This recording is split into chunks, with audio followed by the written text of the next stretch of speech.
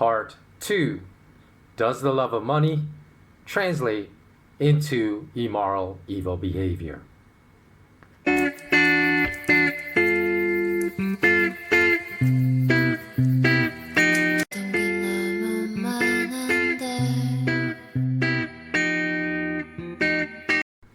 Let's get started.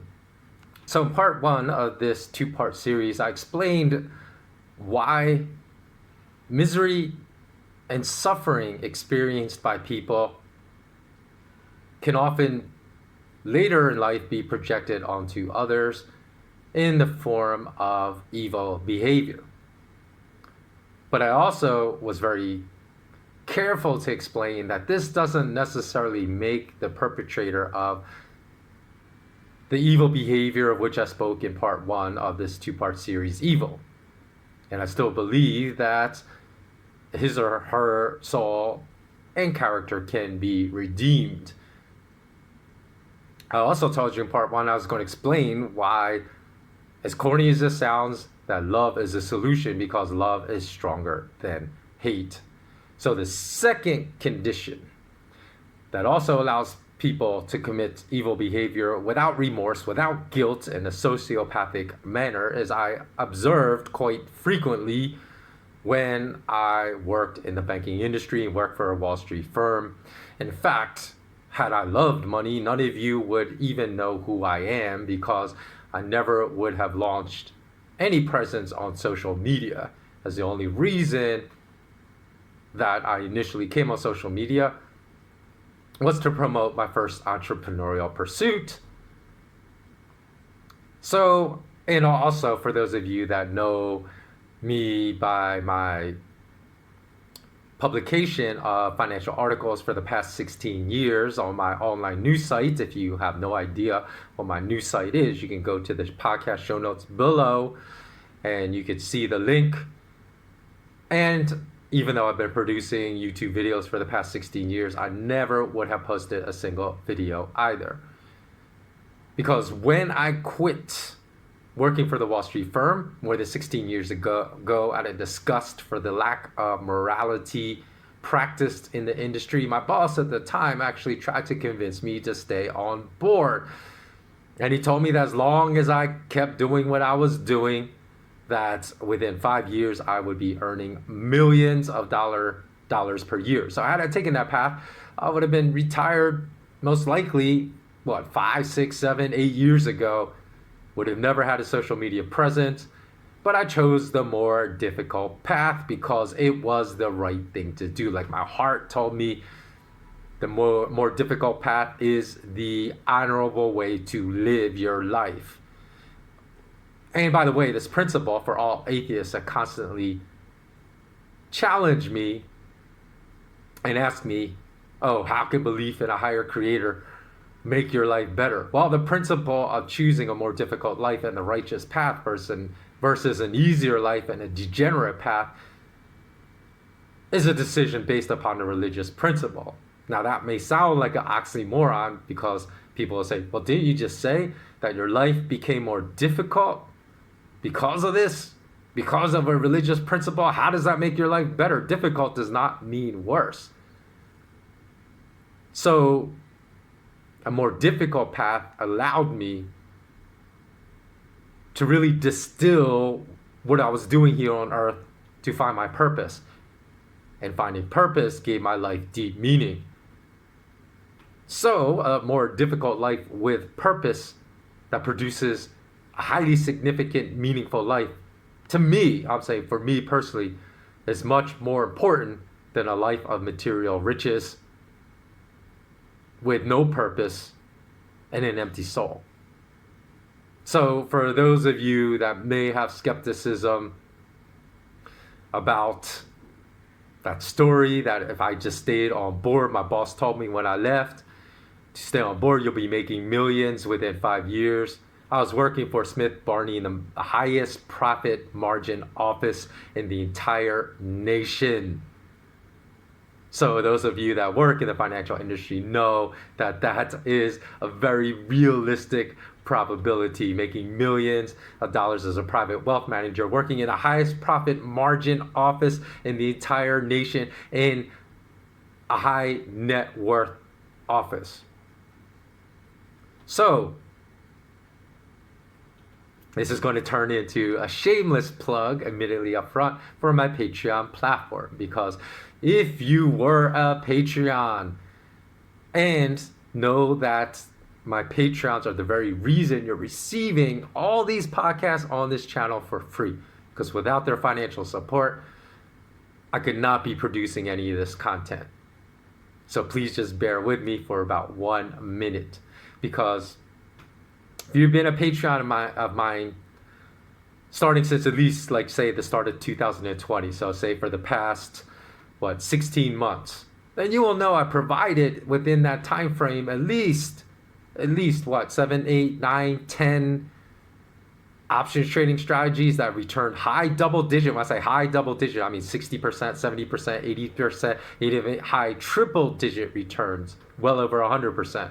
You also know that I've suggested buying stocks that returned over 1,000% returns. That means, yes, over 10 times the purchase price. And I've also provided what I believe, in my opinion, has been the highest value guidance in buying gold and silver assets for the entirety of this year, 2021, that would not have been topped even if you're a client of the ultra high net worth division of the biggest Wall Street banking firm. So yes, I chose a more difficult life, but a much more rewarding life, as through my Patreon platform, I get to help people that deserve help, or at least the overwhelming amount, because there are some scammers that have come on my Patreon and just like signed up for a month and then just downloaded everything for free and then left. But even those people, they won't really get the highest value out of my platform, because if you do that, then you don't know when I change my opinion, because everyone knows the financial world is a dynamic field. So I may say something and be very strong about this, but then other data comes in and rolls in, which necessitates me having to change my opinion. So if you just come on board, try to get a free meal, and then leave, you're really not doing yourself a service. But let's get started anyway. So I want to say, even though I firmly believe that the love of money can lead to degenerate, immoral, and evil behavior, that it doesn't mean I'm not one of these people that thinks, oh, every uber wealthy person is evil, because I told you I worked for very high net worth divisions of big financial firms in the past, and I had some clients that I absolutely respected. But these are all clients, for the most part, that weren't trust fund babies, that were self-made men and women. So they made all their millions. So they stayed grounded, stayed down to earth, and kept focused on what is important in life. But I'm going to start with this one clip. So here we go. And what I'm exploring with you is whether you've become a shill for a group that wants to use you because you're young, you're articulate, you're getting lots of media, and I'm happy for you on that.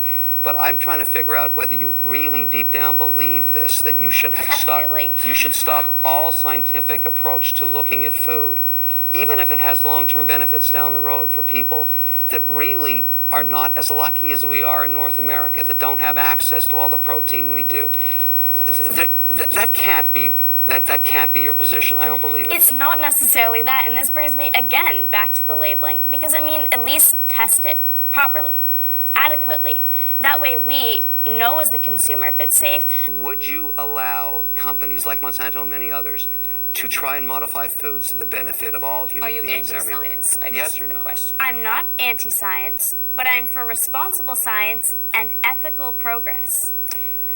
Science that's proven safe by not the very same companies that stand to gain by their approval.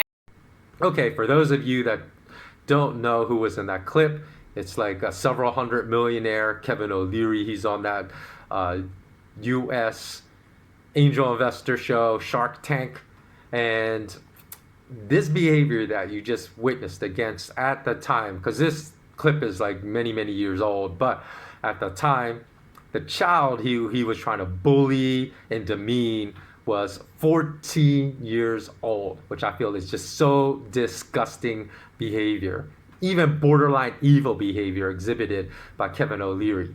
So after this little girl basically pisses all over Kevin O'Leary's arrogance and false information that he's putting out about Monsanto GMO food and proves Kevin O'Leary wrong, he continues with his holier than thou line of questioning, continues to bully a very young girl, because again, she's only 14 years old. And not only that, he attempts to smear this little girl's reputation by painting her as a dark-hearted, evil child that cares nothing about the lives of other children.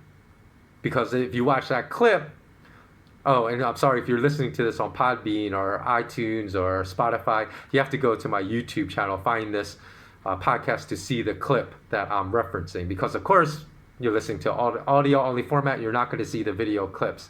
But in this clip, basically Kevin O'Leary was debating the merits of Monsanto GMO food against the anti-GMO child activist. And he posed questions to her in a very accusatory manner, saying, are you against Monsanto saving poor little kids in Asia? Like, that's Monsanto's mission, to say not to maximize their bottom line of profits, but to save poor little kids in Asia from dying. That's how despicable Kevin O'Leary is. So not only is this line of questioning morally repugnant, but it's laughable, because Indian farmers have protested against Monsanto's unethical, evil behavior for decades, because Monsanto has despicably filed lawsuits against Indian farmers for quote-unquote stealing their patented seed technology whenever winds blow their seeds onto non-GMO farming land in India and cross-pollination happens, which basically pollutes other crops with GMO seed technology, and which is literally impossible to prevent unless farmers not using GMO seeds built a hermetically sealed bubble around their farming land to prevent accidental cross-pollination. So farmers that want nothing to do with Monsanto and end up with contaminated crops with Monsanto seeds, Monsanto will find them, sue them for quote-unquote stealing their proprietary technology, and force them either to switch to non-GMO crops or force them with lawsuits into bankruptcy, which has caused soaring suicide rates among Indian farmers. So this is what Monsanto is really like as a company. And I'll put a link, if you don't believe this stuff, to Vandana Shiva, who's an Indian activist that has documented very carefully this very scenario I just explained to you. So it's indisputably, that is the facts about Monsanto. And even if they agree, these farmers, to switch over to farming with Monsanto GMO seeds because they feel like they have no choice because they're going to be bankrupted, a lot of times they end up being bankrupted anyways, because the fact of the matter is the cost of farming with Monsanto chemicals and pesticides is much higher than the cost a lot of these farmers can afford, which bankrupts them and leads to soaring suicide rates among Indian farmers. So Kevin O'Leary tries to frame Monsanto as this angelic corporation that only wants to save poor little kids that don't have enough food to eat from dying, while there's not a shred of evidence that proves O'Leary's arguments, and tons of information, like I explained, that directly contradict his argument. Furthermore, on Shark Tank, Kevin O'Leary stated multiple times that the only thing he loves is money. The only thing he cares about is money. Now, I may be paraphrasing. He may not have literally said those words, but if you go watch it, even if you look it up on YouTube, I'm sure you can find tons of clips where he says the only thing I care about is money, or something very, very similar to that. And all of a sudden, he's super concerned in the clip you just watched about saving poor kids' lives. It has nothing to do with his financial investment in Monsanto. Give me a break. It's so disingenuous that it makes me want to throw up. But yet, Kevin O'Leary repeatedly exhibits morally bankrupt behavior that says borderline evil, even though I don't think Kevin O'Leary is an evil person. I just think his love of money has corrupted his soul. So his widely professed love of money leads to his repulsive treatment, causes his repulsive treatment of this courageous and very intelligent young girl. Or if that's not the reason, if it's not his professed love of money, then most likely he has some dark hidden secrets about his earlier years in life in which he experienced tremendous suffering and pain, as I covered in part 1, that he now manifests by projecting his suffering onto the 14-year-old girl, just as racists project all their anger, suffering, and pain on people with a different skin color that they've never held a conversation with in their lives. So the sources of such repulsive behavior are normally one of these two reasons: the love of money and the rejection of all morals to pursue this singular love, or some great suffering and pain and misery one has experienced in life. Let's say you weren't as lucky as you are, and you were born in an Asian country, you were 14 years old, your only food was rice that had no vitamin A in it, you're going blind, and then you died. 550,000 people your age die that way every year. And a company like Monsanto could come along and offer you a genetically modified rice that includes vitamin A that could save your eyesight and your life. How do you feel about that, Rachel? Actually, funny you mention this. Golden rice was scrapped because it didn't work. And in order for the average 11-year-old boy to get enough vitamin A from rice, he'd have to eat 27 bowls of rice per day. And another thing is, the reason there's blindness isn't because there's a lack of vitamin A in the rice. It's because their diets are simply rice. Well, that's the problem. You're saying even if he has to eat 30 bowls of rice, there's no vitamin A in what he's eating now. It's not scrapped. It's still being tested. And the bottom line is there'll be other ways to modify food to save people like that. Should we not be trying these things to help those that are dying, or are you against that too? Should we be messing with Mother Nature? Well, what do you say to a child your age that's going to die? What do you say? I mean, in all reality, because golden rice didn't work, how can we fight for it? A lot of people also confuse hybridization with GMOs. Yep. And just to clarify, GMOs, it's a genetically modified organism, and it's where they take the DNA from a species such as it can be like bacteria, virus, animal, or even from a plant, and they insert it into the DNA of another species to introduce a new trait. For instance, a common trait is pesticide producing. So they'll make the crops pesticide producing, but they haven't adequately tested, and Monsanto's longest study is 90 days. That really doesn't determine how long term it's going to affect our health, the environment, and even our entire ecosystem. Yeah. You know, saying Monsanto's testing in 90 days is a little mislabeling it, because many other organizations, including it sounds like some ones you're involved in, do much more testing. So a product comes to market, many people test it, including the government. So Monsanto knows that about food. Actually, can I just, in Health Canada nor the FDA do any independent studies, and they rely only on the very studies provided by the companies that stand to gain by their approval, like Monsanto. Okay, so you just watched the second clip. Again, if you want to see that clip, please go to my YouTube. But it's the same discussion of this GMO versus anti-GMO debate. So here we just saw, again, this girl rebut Kevin O'Leary's false claims about GMO foods with facts. And the fact is that this woman also on this show, because there's two adults and this little girl, I've never seen this woman before, I don't know who she is, but she exhibits behavior equally as morally repulsive as Kevin O'Leary's behavior, because she tries to deceive this girl by saying we're all eating GMO food already, so you might as well just accept it and stop campaigning against our right as human beings to eat clean, healthy, safe food.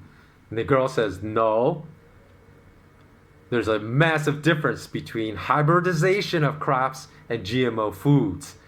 And she points out the woman's ignorance and not understanding this difference that led to that woman's false conclusion that it's impossible not to eat GMO foods in America. It may be difficult, but it's certainly not impossible. But, you know, having lived in Asia, as you all know, for over 16 years, in some Asian nations, all corn is Monsanto GMO corn, and I'm not positive of this. I remember looking at researching it though, but I can't remember it so long ago since I researched it. and deciding never to eat corn in certain Asian countries because almost all of it's Monsanto GMO corn. And I believe, like, this is the one thing I'm not sure of, I believe that GMO corn is engineered with pesticides already in the crop. So who, of course, wants to eat pesticide-laden food? So I don't eat any corn in many countries in Asia anymore, sadly enough, because I love corn. So Monsanto's engineered, morally repulsive frankenfood and Roundup pesticide is widely linked to dying bee populations all around the world, which is precisely the reason, not only because a lot of people, they just don't want chemical-laden food or frankenfood that has not been proven beyond a shadow of a doubt to be safe for human ingestion and human consumption. Many European nations have completely banned all Monsanto seeds. And so there's more than 28 European nations, 38 overall in the world, that have banned Monsanto's GMO crops, specifically based upon recommendations from their country's scientists, doctors, and environmental agencies. And I'll put a link to that article in the show notes below. So why would that happen if that were not true? Okay, time for clip number 3. To explore whether you have any flexibility in your thinking about the merits of science and food. It doesn't sound like you do, and I find that not good, actually. I have a problem with that. That may be causing, or basically giving a death sentence to millions of people around the world that are not as fortunate as you are. You know that GMOs actually don't have higher yields either. Look, the point is to stop experimentation in a science like this that has so much promise could be a huge mistake and effectively be a death sentence for those that need higher yields if they can get them.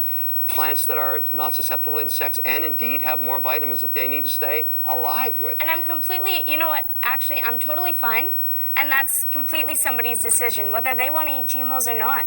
I'm totally okay with that, so they can keep growing it. That's totally fine, as long as they continue to test and also give us the choice, because it's our right to know. Okay, again, if you're listening to this on audio-only format, go to my podcast. If I remember, hopefully I remember, I'll put in the show notes a link to the timestamp of those 3 video clips so you can just skip to them.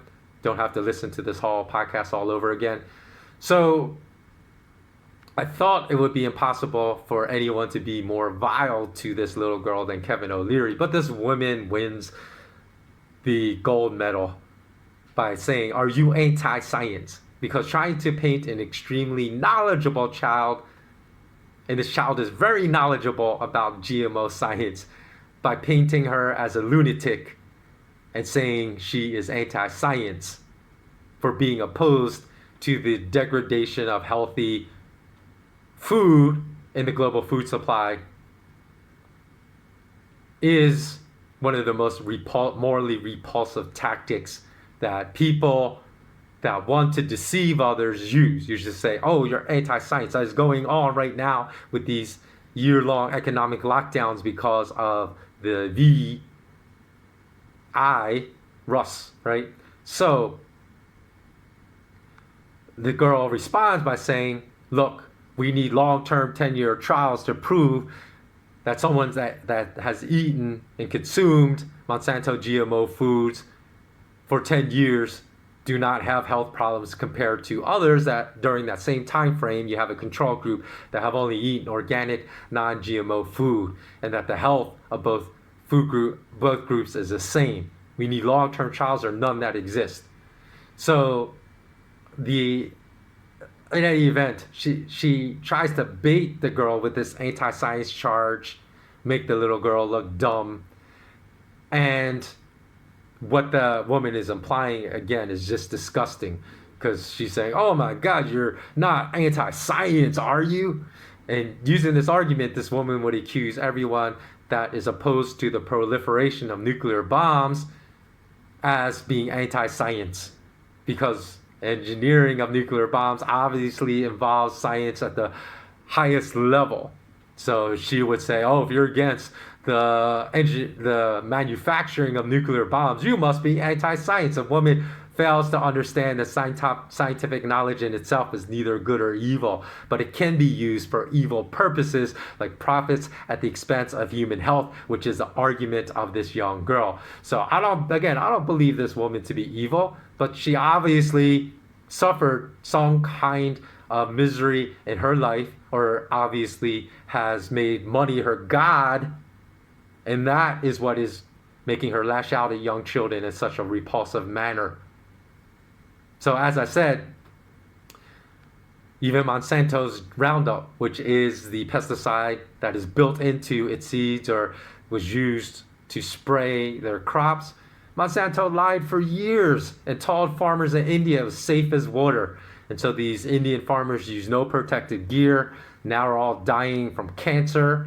And as Vandana Shiva, I'll put a link to her arguments against GMO agriculture. She makes some very, very lucid, cogent arguments like GMO agriculture is monoculture, it destroys biodiversity, it's horrible for the agriculture. It's also horrible because of the gut biome of bees. Many scientific studies have linked GMO, Monsanto Roundup, with destroying the gut biome of bees, which leads to massive populations of bees dying off, and so forth. And also she talks a lot about how Monsanto is directly responsible for a lot of Indian farmer suicides as well. So here's another clip, right? I'm going to play for you real quickly. The combined wealth, this is according to Oxfam, of the world's 85 richest people is equal to the 3.5 billion poorest people. It's fantastic. And this is a great thing because it inspires everybody, gets the motivation to look up to the 1% and say, I want to become one of those people. I'm going to fight hard to get up to the top. This is fantastic news, and of course I applaud it. What can be wrong with this? Really? Yes, really. And I just want to play because it's like 10 seconds long. It just shows you something is mentally wrong with Kevin O Leary, because he said 8 people, and this I think it was like in 2018 when Oxfam, which is a UK nonprofit organization, they ran a study, concluded that the 8 richest people in the world, which we know really aren't the 8 richest people in the world, because we all know the 8 richest people in the world all hide their assets in offshore accounts, and their assets are not known publicly. So the 8 people, meaning we know from their public tax returns, these are the people that are the richest from their public tax returns. They own as much wealth as the bottom 3.5 billion people in the entire world. And when Kevin O Leary was asked what he thought about that, instead of saying this type of wealth inequality is going to lead to the downfall of civilization and apocalyptic consequences, he said, that is fantastic. Those are exact words. He said, fantastic was how he described that that massive wealth inequality. So let's move on to bankers, okay? The love of money, again, leading to immorally repulsive behavior. Back during the 2008 financial crisis, okay, there was a certain bank that is well known in California, known as Washington Mutual, or in the Western United States. I don't believe there are Washington Mutual banks, or there were at the time on the East Coast. I think it was primarily a West Coast bank, but they were going under. They were mismanaged. They, basically banks were running like hedge funds, taking people's deposits of money and risking them to try to make the executives of the bank filthy rich. That's still going on today. Banks act not as banks, but more like hedge funds and gambling casinos. And so WAMO is about to go under, WAMO being Washington Mutual and WAMU for short. And they hired another banking executive who, after a couple of days, said, I can do nothing to save this bank. This bank is so far beyond. But he still stayed on board for 3 weeks, and he took a $19 million salary for doing nothing. It's not even working for 3 weeks, right? Because he did nothing. He said, there's nothing I could do to save this bank after just being there a couple of days. And the crazy thing is, I am 99% sure that this executive, his name was something Fishman, said he could not do anything to save the bank. So I'm sure for 3 weeks he just came, got cup of coffee, drank his coffee and donuts, and read a newspaper, did nothing, and he stole $19 million. Why he stole $19 million and did something so morally repulsive was because that money was coming from U.S. taxpayers for all the bailout money that the bankers received. So he was literally stealing $19 million from American taxpayers. And again, it's really interesting. It shows you also how evil Google is, because I'm 99% sure I remember him saying he could do nothing. But if you use Google search engine to try to find that article, they scrubbed it and censored it from all the results. You can't find it. How do I know that's happening? Because if you take my SK Wealth Academy, when I release it, the courses, in my courses, I show you, because I took some screenshots of what you could find with Google searches, and then if you search for that today, it's just disappeared from their searches. And you know that those articles have not been removed from the internet. You know that Google is just scrubbing the results of any immorally repulsive behavior from their search engine results, because they're part of this apparatus that has very low morals. So, and that is really nothing, because remember when Goldman Sachs CEO Hank Paulson became U.S. Treasury Secretary and then bailed out the bankers with what to it turned out to be, I think the initial was only just give us $750 billion, but it turned out to be $29 trillion. The bankers took that money the first year, I believe it was the first year, and they paid themselves. I'll put a link to the article. I'll go find it. Hopefully Google hasn't scrubbed it from their search engine results. I'll find it. And they paid themselves $1.6 billion in bonuses, stock, and salary with U.S. taxpayer money from those bailouts. They stole $1.6 billion right off the bat. So that makes the theft of Fishman's $19 million seem pale in comparison. So, and then let me tell you one other story. Wells Fargo. Okay, Wells Fargo once opened up. At first they lied. They said, oh, we only opened up 2.1 million fake bank accounts. What I mean by fake bank accounts, they opened up bank accounts in their clients' names that their clients weren't aware of. Why? So they could charge fees on these other bank accounts and charge them to their clients, and their clients had no idea. And initially they said 2.1 million, but it actually turned out to be another 1.4 million, or almost 50% more, 3.5 million fake accounts. And that happened. They acknowledged that, Wells Fargo executives acknowledged that happened in 2016, even though this was happening since 2009. So Carrie Tolstedt was the head executive of this division of Wells Fargo that was engaging in this morally degenerate behavior. And when she left the bank because she said, okay, I'm going to resign. The bank gave her a golden parachute. What's a golden parachute? Meaning that we say, oh, we feel so sorry for your morally repulsive behavior that we're going to give you a lot of money to leave. And it was in the millions and millions, and I think it was in the tens of millions of dollars how much she got paid out. Let me just look real quickly, find this for you, Carrie Tolstedt, because I remember being, again, repulsed by how much she got paid out by Wells Fargo Bank for engaging Tolstedt golden parachute. Because in the corporate world, they call this a golden parachute. It's really like, a big lump sum of money you get when you retire. Okay, she got $124.6 million. So look, you engage in the most repulsive behavior possible, and instead of getting punished, you get rewarded with $125 million.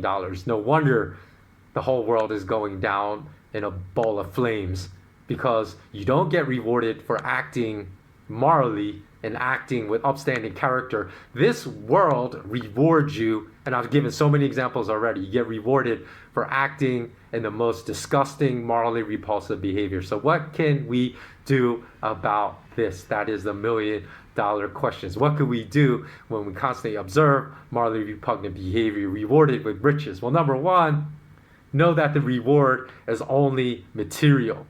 So their souls are getting punished. So we have to be better than that. Like you saw in part 1, part of the Sikh religious philosophy is do the right thing even if it creates a more difficult life for yourself. We have to embrace that philosophy, because if we give in to the lure of riches just because we were rewarded for engaging in morally repugnant behavior, like the Muslim that sold out his other Muslim brother and put his Muslim brother in jail for 30 years in turn for a $100,000 payment for the FBI. We have to refrain from engaging in that type of behavior. That's number 1. Number 2, let me show you this video clip. He comes out and he says that he considers me to be a friend. And I remember being shocked and horrified and confused, and just, if you guys would have talked to me about a year ago and said, oh, you're going to become friendly or friends with a neo-Nazi, I would have, first of all, I probably would have laughed at you, and secondly, I think I would have been really offended that you would think that I would be friends with somebody like that. But he used that word for me, and I was really touched by that. And this sounds maybe strange or just counterintuitive, but I kind of liked him, even though he was doing really horrible things. Just as a person, he just seemed like a really sincere, really kind of caring person, even though the things he was doing weren't very caring. But just something about him I liked and I respected. And then he says that word, but he's so honest. He's so honest. Because I said, okay, but would you still call me a sand digger? Would you still call me all these things? And he's like, well, no. And I said, okay, but really, would you? Well, yeah, maybe. Yeah, maybe. If I was drunk and if I was with my boys, yeah, maybe I would do that. And then I said, well, and what if I tell you that would really hurt my heart? And his face changes, and he's actually thinking about him hurting my heart. And then he says, well, then I will do my absolute best not to say that anymore. Wow. And it's not such a big statement, but it's also just how he says it and his expression and just the sincerity with which he says it, that I was going, this is so uncomfortable and so amazing at the same time. Okay, in that video clip, this woman, Dia Khan, she made a documentary about white supremacy groups that hated her. They're, called her like a mud person, called her shit-skinned. And you see in those clips that when she faces these people, these are some of the most hardcore people that committed repugnant extreme violence against people that look exactly like her. But because they've never spoken to someone that looks like her, when she does not judge them and she speaks to them and gives them respect even though they don't deserve respect, look how much their guard comes down. Look how much discomfort they get, they possess when she refers to herself as a shit-skinned person. This is something that they constantly refer to others when there's no people of color in their presence, but they get extremely uncomfortable, feel extreme discomfort when there's someone that they're getting to know referring to themselves in that term. So why am I showing you this? Because watch this documentary. I'll find it and put the link to the name below, because she investigates what she thinks is incorrigible people that have so much hate in their heart that she can never change their mind.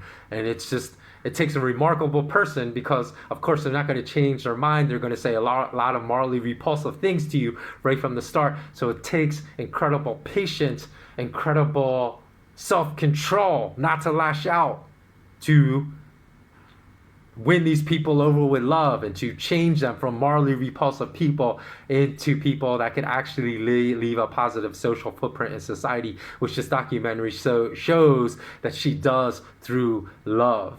So that is a crazy thing. So that's what I would say. Put love at the top of your pedestal as far as how you try to behave in everyday life. So that is the solution to the repugnancy you saw of Kevin O'Leary, the repugnancy of that woman, the moral because like I said, the repugnancy of Carrie Tolstedt, the repugnancy of that Fishman guy that took $19 million, the repugnancy of Hank Paulson. Like I said, I don't really believe that deep down inside, especially in the banking field, that these people are inherently evil. Their evil behavior comes from their worship of money, their love of money. That's where it comes from. So these people actually, which is really interesting, because when you worship something, it's almost like a religious cult, right? The worship of money becomes religious to them. It's almost more, I would think, more difficult to change them. More patience will be required than to change someone's heart that's been a white supremacist for 30 years. I think it's actually easier to change the heart of someone that's been a white supremacist for 30 years from hatred to love than it would be to change these people that act in their entire lives, everything revolves around the love of money. So require even more patience, because most of us don't know these racist groups that hate anyone that do skin colors not the same as them. But all of us know people like these bankers. So it's upon us, and realize what I just told you. You're gonna have to be more patient in changing them than you are with someone that's been a white supremacist for 30 years of their life. So understand that going in, understand what we're up against, and always elevate love to the highest position of guiding all your behavior in life.